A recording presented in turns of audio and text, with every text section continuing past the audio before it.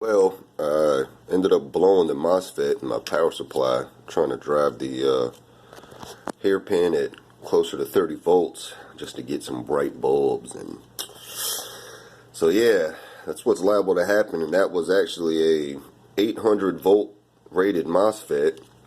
You can see I need to pull close to 5 amps just to be able to get this to light up some.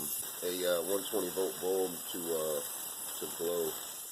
And like I said, it'll take about 4 amps. 4 amps to do that.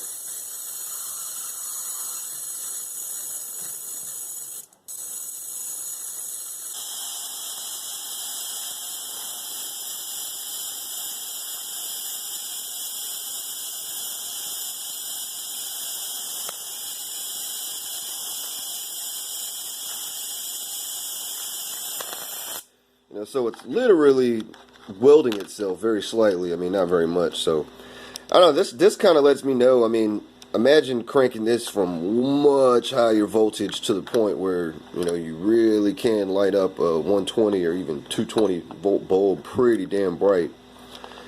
I would imagine you're going to be able to feel something there.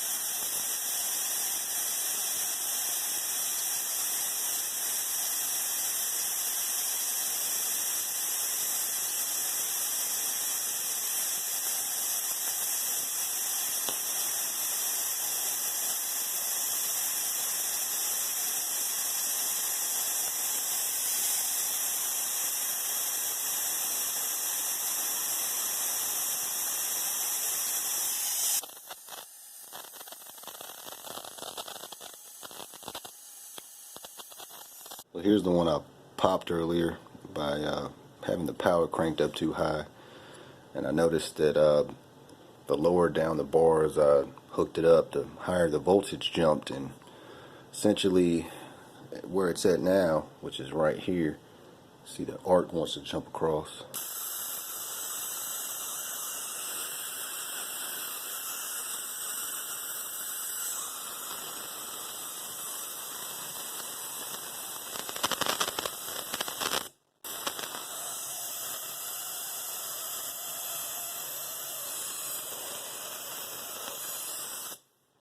See, there's still some filament hanging on though, but it's not going to light when I screw it in the main socket. Yeah, dang, I gotta do this. Every one of them, every single time. Since I had this set up, you might as well hook up a Coil spark at TC, but that's basically what it is. This is essentially the hairpin circuit, except I've just got 2 caps in series on one side. So here's the hairpin circuit, and you can treat that little incandescent across one turn as being your hairpin, which if it's basically a turn of copper, that's what it turns out being, a single loop inductor. And you'll see how that's basically the same thing.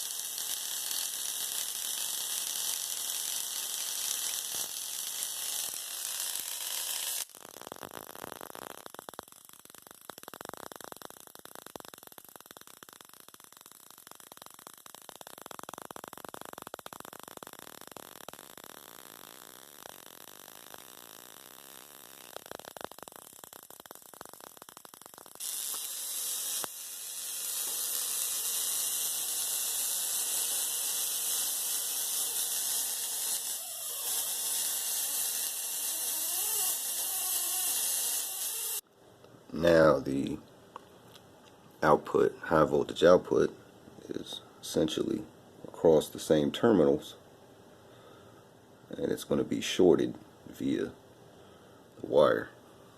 So even more of a shunted operation, you could say.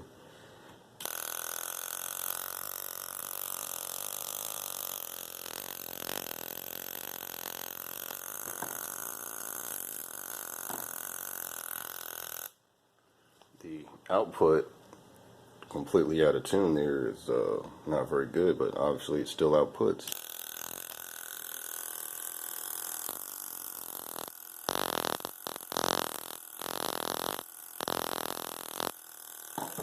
Kind of cool what happens when I don't let the cap discharge, and I charge it all the way up real quick, and then disconnect it basically from the secondary of the flyback through the primary of the Tesla coil. So I'm cutting off for a second, just real quick like that. Disconnect the power totally, and then just basically take this one leg off the cap, which is charged up now, and this is how it discharges across the flyback secondary.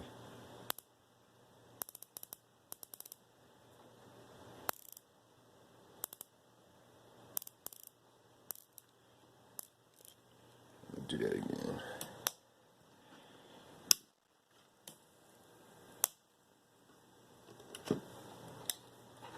Alright.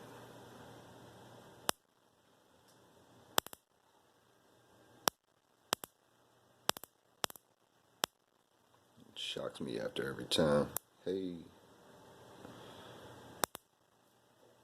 Hey.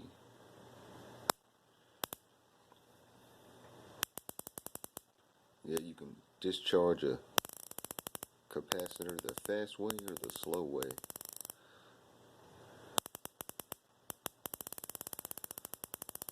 It's just tanking.